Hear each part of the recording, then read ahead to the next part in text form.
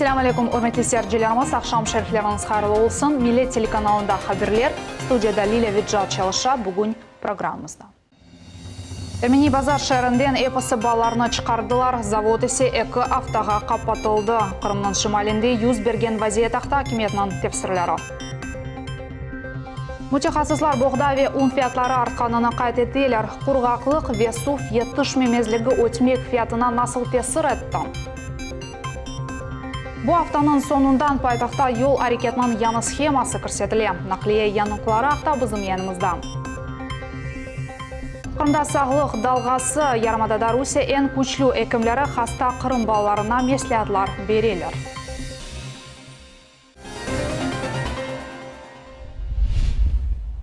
Ermeni bazarının EPS balları şifaxanelərə yollanılacaqlar. Bu haqda jurnalistlərə Cumhuriyet başı Sergey Aksyonov xəbər etdi.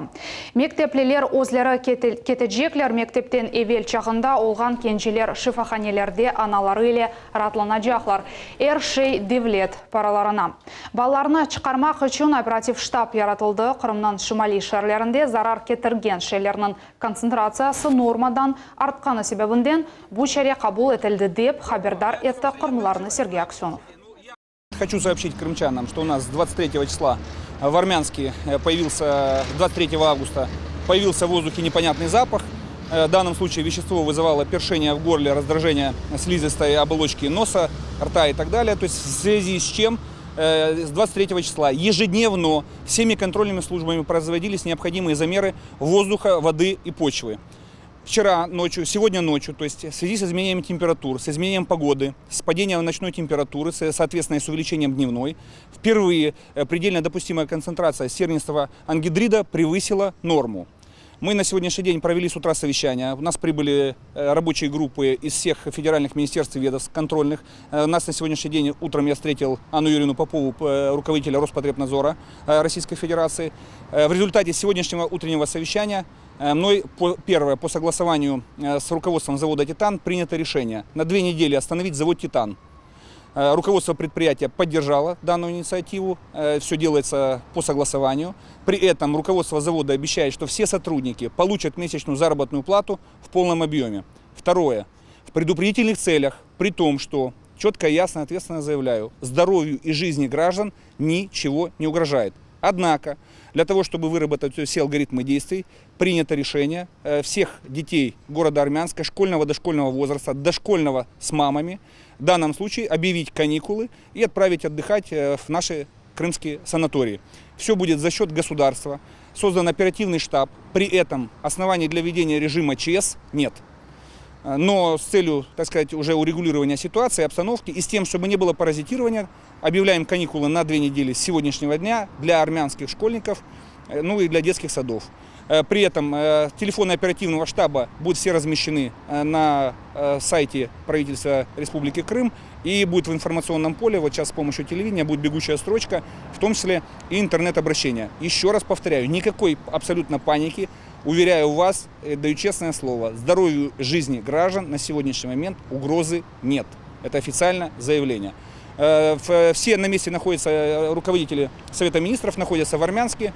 Михаличенко Игорь Николаевич возглавляет оперативный штаб для взаимодействия и координации. То есть, чтобы целиком, допустим, дети с одного детского сада попадали в один санаторий, соответственно, то есть как бы полностью все это происходит за государственный счет, за счет республиканского бюджета. Поэтому никаких волнений, и в том числе перевозка, питание и так далее. Вся дополнительная информация будет размещаться на портале правительства Республики Крым. Поэтому просьба, никакой паники, не верьте никаким провокаторам, власти находятся на месте, еще раз говорю, и делается исключительно в предупредительных целях. Qırım hakimiyyəti və federal idarələrinin ekspertləri məxsus iş qrupası bugün yarımadanın şimaline yol aldı. Onlar Qazanın akıbiyetlərini öğrenəcəklər. Şimdiki vaqtda Ermeni bazarda Titan zavodunun işi toxtatıldı. Şimdilik 2 haftaga Qırım yolbaşçısı zavodunun xadimləri tolu şəkildə birer aylıqını əldə edəcəklərini qoşdu. Я сейчас говорю только по школам, по школьному контингенту. Значит, дети школьного возраста со 2 по 11 класс, первый не говорю сейчас, со 2 по 11 класс будут организованно отправлены в 3 района. Это город Евпатория, это Бахчисарайский район и Сакский район. Это оздоровительные детские лагеря, которые имеют все разрешительные документы для работы с детьми. Дети будут отправлены со своими классными руководителями, со своими медиками, социальными педагогами, полностью со школы. Если у ребенка есть братик в другом классе или сестричка, мы не будем разъединять, они попадут в один пансионат или в один оздоровительный лагерь. Если у учительницы есть ребенок, который учится в другой школе, тоже не разъединяем, она едет со своим ребенком. Русия сынырчылары Қара Денізде Украин кемесі яқалануыны аңлаттылар. Балықшылар Қырымда қанунсыз балық тута еділер. Тамам бұ ал яқалану үшін себеп олды деп аңлаттылар сынырчылар идаресінің матбуат қызметінде. Оларның мәліметіне көре кемінде Украинаның 4 гражданы болынайды. Олар Одесса велятының сакенлері. Суал жевап кетішатында капитан ве экипаж азалары язақ етілген ерде балық тұтылы елі оғырашқанлары ақта итираф еттілер. Балық тұтқан кемі Ақяр лиманына еткізілді. Ахмежетте сабадан тықынтылар яратылды. Бірден шарының Бұрқач соқағында әрекет кергінләшті. Нақлия топлануы Севастопольская, Гражданская, Крымских партизан Дмитрия Ульянова, Балаклавская соқақларында айдавжыларға кедеретті. Трансформаторна ве генерала Васильева соқақларында вазиеда кергінеді, анда yol нақлия қазалары юз берді. Қырымда отмекнің фияты артачақ, бұл ярымаданын интернет мейданларында ән эсас мевзудыр. Бірінші себеп боғдай бірден пағалы олды. Отмек мақсулатлары не вақыт ве не қадарға пағалышачақ бұақта невбетіке левхамыз. Қырымда отмек пағалашқаны ән музакире етілген мевзудыр. Евелікі тахминлер бойынша бұл боғдайның фияты көтерілгені еле бағлы. Ахмезжеттің отмек мақсулатлар комбинатының мудире атқанына көре, кечкен сенеге баққанда бұл сене боғдайның фияты 10-15% артты. Стоимость на сегодняшний день по отношению к прошлому году действительно увеличилась. Общеизвестный факт, что в этом году в связи с достаточно сложными погодными условиями был неурожай пшеницы, в том числе и продовольственные группы. Выкладываем запросы котировок, торгуемся на понижение на площадках, делаем максимально все для того, чтобы приобрести продовольственную пшеницу 3 и 4 класса по более или менее приемлемым ценам. Себеплер Бұрқач деп анаттылар. Бұл әм құрғақлық, әм доллар курсының юкселігі, әм де оның башқа теркебі қысымларының фиятлары юкселгенідір. Бұна бақмадан Жұмхуриетінің Қырым хлеб адлы бұйық мойсесінде ишандыралар ки бұл сене фиятлар денешмейджек. Правительством Республики Крым поставлена задача цену на хлеб удержать. Есть ряд разработан план мероприятий, уже принимаются меры определенного характера Министерства сельского хозяйства в лице Римшина Андрея Васильевича. Если они будут все доведены до конца, в общем-то, будут приняты эти меры, то цена на хлеб не будет поднята однозначно в этом году, без вариантов. Крым хлеб мойсесінен кетірілген зиян насыл өделенежегі бізге да анлайышлы дегіл. Амы ишандырдылар, эпсы отмек мақсулатларының фияты денешмейджек. По поводу повышения еще такого разговора не было, но если повысится хлеб, то минимально. Не думаю, что будет большая цена и упадет спрос на хлеб. Также будут приходить и будут брать хлеб всему голова. Devlet işhanelер için boğdayının fiyatı artqanı problem degil. Ama küçük fırıncılar onu palıca satıp alacaklar. Tandırdan çıkan nezetli samsalar ve pitelerinin fiyatı da көтерілежек. Ахмежеттің халқара ава лиманының яны терминалы башлап çalışқандан берлі о 3 миллион yolcuға қызмет көстерді. Бұл бір суткада тахменен 30 бінге яқын yolcudur. Қырымға сықалда қоранталарнен, балачағанен келелер август айынан башындан халқара ава лиман 3 миллион yolcuға қызмет көстерді. Ахмежетнің 40-шы санлы мектебі яны Зиманевик спорт комплексіні әлде әтті. Стадион беден сағымлашув межғолетлерге әмде футбол ве енгіл атлетика ярышлары үшін айрылды. Спорт комплексте да суни ортуйле футбол, волейбол ве баскетбол мейданлары чапув yolları бар. Әмде сержілер үшін трибуналар ерлештірілген. Площадки мы такие делаем каждый год. В этом году мы сдаем 3 таких площадки. У нас в планах на следующий год еще несколько спортивных, кластер спортивных при школах. Вот, это такая перспективная задача. администрации городского совета, депутатов Республики Крым, чтобы в каждой школе был такой стадион. Бүгін Қырым-Татар драма театрында Қырым-Татар Халық Шурасының векілері театрының яны мудиры Иле Курушев кечірділер. Топлашуда яны иш планлар белгіленді. Мудирның сөзлеріне көре бірінші вақыт эпосы, премьералар ве қожаман лейхалар денішмесіз қалыр. Кележекте есе репертуар ве жеди планлар жидди деніштірілежек. Планlarımız бек çok. Gelecekte kısmet olsa 6'sında сентябрьдің 6'sında olacak bizde yanı премьера концерт, oynayaq küleyik юмористик концертта, muzikalı. Teklif etemiz, bizim seyircilerimizle keliniz bu konsertke. Men bellesem begenerler, daha bir isterler kelmege bizge teatrge.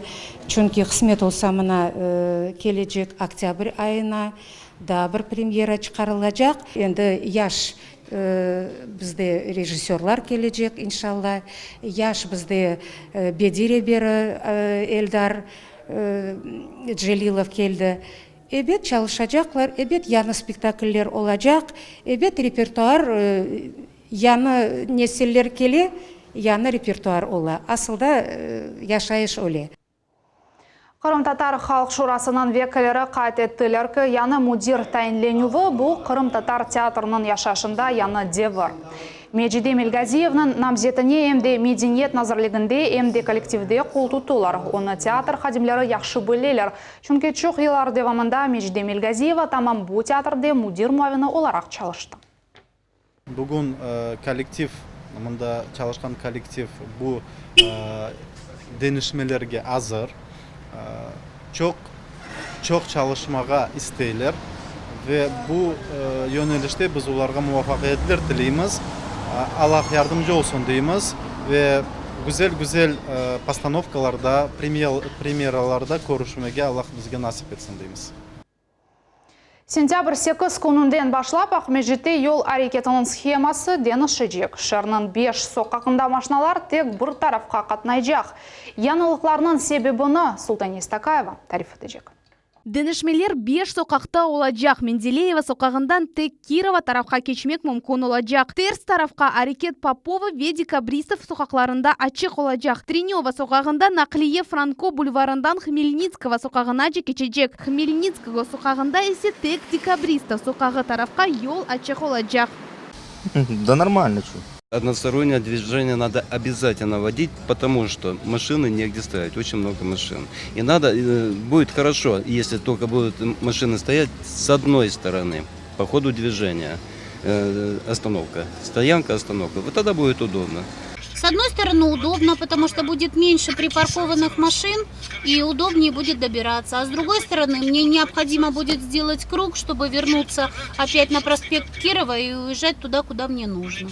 Ахмеджит шер мемориетінің сөзлеріне көре шерні біраз бошатмақ керек. Сабави ақшам бұл районда меселелер пейда ола. Кемеріде кечмеге чаре олмай. Пек тар yol ве тоқтатылған машиналар чоқ. Бұл тықынықларының екі esas себебідір. Машин не уменьшается, только увеличивается. Безвыходная ситуация, поэтому мы будем работать. Если кому-то что-то неудобно, придется смириться с этим, потому что иначе всем будет неудобно, все будем стоять в пробках. Вот такая ситуация. Шымды енді лейха қабыл етілді. Соқақларының паспортларына денішмелер көрсетілді. Бірінші вақытлары полис хадимлері yol вазиетіні көз етіп, айдавчыларны хабердар етежеклер. Султания Истакаева, Виталий Голубев, Миллет үшін. Бұл курорт мевсімінде Қырымда кешкен сененің айны бұл девірінде баққанда 30%-ға зияде турист ратланды. Бұл ақта Қырым Жұмхуриеті Шифахане курорт комплекс ве туризм бойынша комитетінің yolбашчысы Алексей Черняк хабараты. Оның сөзлеріне көре августның соңына Қырымда 5 миллиондан зияде инсан ратланды. Туристлер арасында ярмадан рағбетлігі арта Қырымда келмекте енді қолайжа чүнкі көпір құрылды. Шында ярмадада Украинада 25 ел девамында көзетілген рекорд сайға 1 елда 6 миллионға яқынлаша. Фиатлар жеттенде Қырым лидер сайла, бұл ерде ем зенгінлер, емде орта келерлі инсалар ратлана бүлелер. Кырымда федераль университеті октябрь айынан сонына же ятақханелерде тамир ишлеріні екүнленмеге планлаштыра. Бұақта Кырым федераль университетінің академик ве меморий саясет бойынша проректоры Владимир Курьянов тарифатты. Тебе академияның студентлері үшінде онайтлы шарайтлер яратылacak, оларының ятақханесінде де одалар тамирлене, борулар деніштіріле, оқув корпусларында да ишлер алып барыла, лабораториялар ве аудиториялар тамирлене. Сроки окончания работ плановые – это конец октября. Работы начатые. Они уже находятся, так сказать, в разгаре. И мы очень надеемся, что подрядчик сроки нам не сорвет, потому что это создаст очень большие трудности для наших студентов прежде всего. Кырымда 8 эн буюк федераль тибби мерkezlerinin мутахассислары чашыт хасталыклары олған балалар үшін консультациялар кечірілежеклер. Бөлем эслиятлар Ялта шәрінде «Волна здоровья» адлы акция чешвесінде кечіріле. Тәсілетлар бізім левхамызда. Мына бу мешур геменің эсас юкі сағлық. О енді 13-ші сеферусияның жерлерінде сияхат етіп, яш несілні тедавилемек мақсадыны қоя. Бу сефер о Қырымға келіп етті. Главная цель акции – это оказание помощи детям с врожденными пороками сердца, нарушениями зрения, слуха и многими другими нозологиями.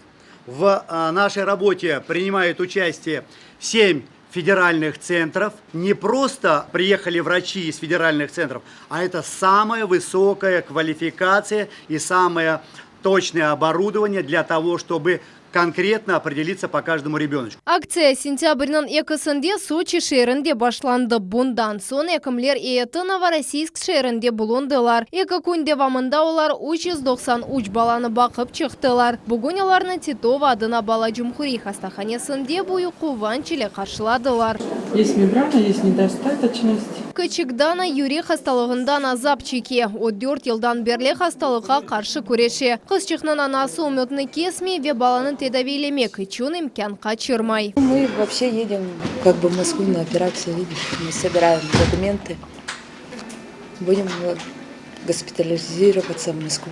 Кырымда акциянын бұрынжы күні девамында әкімлер yüzlerce хастаны қабул еттілер. Көмерлеріні яқын вақытта Юрек Дамар хирургия мерkezіне юлайжақлар. Чүнки ярымадада база амелиятлар yapılмай. В Крыму отсутствует своя кардиохирургическая помощь, поэтому они не могут оказывать специализированную высокотехнологическую медицинскую помощь и нуждаются в помощи регионов, и в первую очередь, безусловно, на помощь приходит институт имени Бакулева. Кырым сәкенлеріне мобиль диагностик ве тедавилев комплекслер тақдим етілді. Зиманеви донатма, желе вазиетте керекли ярдым көстермек имканын бере. Ребенок или любой человек определяет свои резервы, получает рекомендации, то есть он может их изменить. Он может быть здоровым и не обращаться к врачу. Сағлық далғасы адлы акция сентябрьнің 7-сіне қадар девам етежек. Ярын деби мутихасыслар Ялтаға yol alacaklar. Емде акция черчевесінде ярмадада бір сырат етбірлер кечірілі. Оларның мақсады сағлама ятарзыны рағбетлештірмек. Фатиме Сидометова, Эрвин Эмиралиев, Миллет үшін. Бөлелікнен бізім янымыз сонына етті. Евлеріңізге дайыма әйі хабірлер келсін. Ақшамлар рад кешсін.